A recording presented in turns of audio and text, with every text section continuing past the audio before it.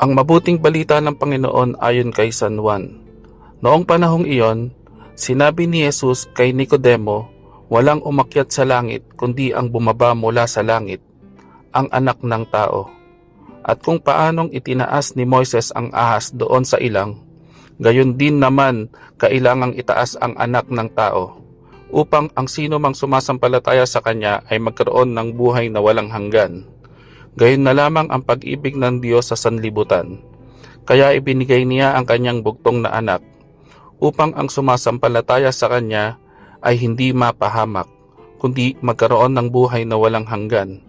Sapagkat sinugo ng Diyos ang kanyang anak, hindi upang hatulan maparusahan ang sanlibutan, kundi upang iligtas ito sa pamamagitan niya. Ang mabuting balita ng Panginoon.